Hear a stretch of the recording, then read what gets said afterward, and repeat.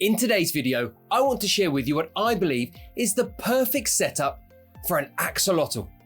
It's been several years since I last kept axolotls, but this week I took delivery of this smashing little fellow that my son William has decided is going to be called Milkshake. Let's get started. Hello friends, welcome back to the channel. If you're new here, my name is Richard and I'm a fish and shrimp and axolotl keeper based in the UK. So let's start with tank size. For a single axolotl, you really want to be keeping them in a tank which is a minimum of 20 gallons, which is 75 litres. So here, Milkshake is in his newly set up 20-gallon aquarium. Now this will do him for a while, but ultimately he may need to move up to something slightly larger, maybe a 30 or a 40-gallon. And certainly if I add another axolotl to the mix, I'll definitely need to upgrade the tank. But for now, for a starter, 20 gallons, 75 litres is absolutely ideal for a single axolotl.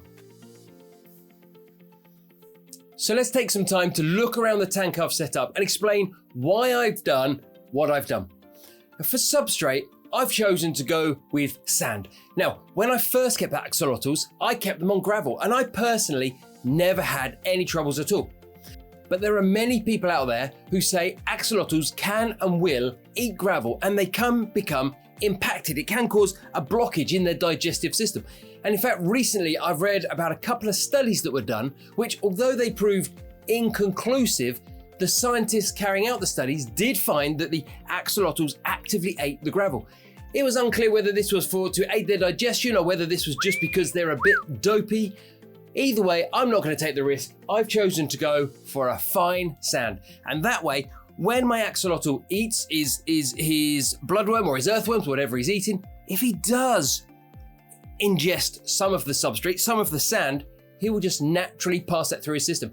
In fact, I've seen him many times already take a mouthful of sand, sort of chew it over and spit it back out. Whilst previously I didn't have a problem on gravel, on this occasion, I'm not going to risk it. I'm going to stick with the sand. As you can see, I've also added in here some rocks and some upturned flower pots to act as caves. And axolotls do like to be able to get out of the limelight. They like to tuck themselves away, particularly after they've eaten. They want to tuck themselves away and give themselves some time to help digest the food. If they're ever startled or stressed, they want to be able to tuck themselves away into a cave or under a couple of rocks, somewhere they can get away and feel safe. I've chosen to use upturned flower pots here because I had them. If I had some coconut hides, I might have used those. If I'd had some more suitable rocks, I may have super glued them together to create a cave. But really, it doesn't matter what you use, providing your axolotl can get away from the outside world. It can feel safe by tucking itself away. Now, I've also chosen to put some plants in here. Personally, I've never found axolotls to do any damage to plants at all. I have spoken to others who claim that their axolotls did attack or chew at their plants. I've not found it to be the case, but I have gone for hardy plants that will take a bit of chewing if the axolotl decides to have a bit of a go at them. This tank is just using some cryptocorini, but you could use some Java fern, some Anubias, maybe some Java moss, something like that, just to give that tank a slightly more natural feel. But also, as the plants grow, they will absorb some of the waste from the water. They're nature's filter essentially. They will absorb waste, the axolotl's waste from the water, making the aquarium a cleaner, nicer place for the axolotl to live. Now, one thing you may notice when you look at my axolotl setup is there's no aquarium heater in there. And that's because axolotls actually like their water to be cooler. They really want their water to be in the low to mid 60s, which is around 16 to 18 degrees Celsius. Axolotls can struggle if their water temperature is allowed to exceed 70 degrees. Now, if you live in warmer parts of the world, that can be a problem, and you may need to actively cool down your aquarium water to keep your axolotl happy and healthy. They can become stressed if the water temperature gets too high. Now, there are some things we can do to help keep the water temperature down. In the short term, we can add small ice cubes and bits of ice to the water to bring down the temperature a bit. Or we can remove the glass lid and point a fan to blow across the water. And that will give us evaporative cooling, which will again drop the temperature by a degree or two.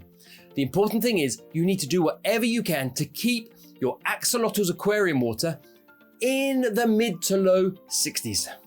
Now, the other thing axolotls don't really like is too much light. Now here above this tank I have 2 LED lights. I'm just running one of them, and I've put a couple of small pieces of polystyrene on top just to block out some of the light.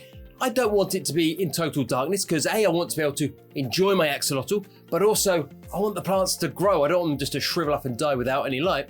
So I've tried to strike the balance between the axolotl's need for not too much light and the plant's needs and my needs to enjoy the aquarium of some light. And I'm hoping this will, in the long run, prove to be a successful recipe. But in your own axolotl aquariums, make sure you don't have too much light. Again, they can become stressed. If you're running a powerful LED aquarium light directly above the axolotl with no protection, nothing to muffle that light, to reduce it, to diffuse it, then your axolotl can become stressed. And a stressed axolotl will quickly become unwell and may well die. Now, if you're thinking of getting an axolotl or just want to learn more about these fascinating creatures, why not subscribe to the channel? Because over the coming weeks, I have a whole series of videos based around keeping, feeding, breeding, and loving axolotls. So if you're setting up an axolotl aquarium for the first time, go for something which is at least 20 gallons or 75 litres, but bigger is always better. Choose a substrate that is small enough that if the axolotl does ingest it when it's eaten, it won't cause impaction, it won't cause a blockage inside the axolotl's stomach. Make sure you provide decorations in the form of rocks and live aquarium plants if you can, and certainly provide caves and hiding places so if your axolotl is stressed and wants to get away from the world, it can tuck itself away. You don't need to generally heat the axolotl tank. Try and keep the temperature down in the mid to low 60s. And if you're going to add a light above your axolotl tank, make sure it's not too bright. You want enough light so you can enjoy the axolotl without it being so bright it causes stress and worry for the animal itself, which can lead to the axolotl being stressed and becoming unwell.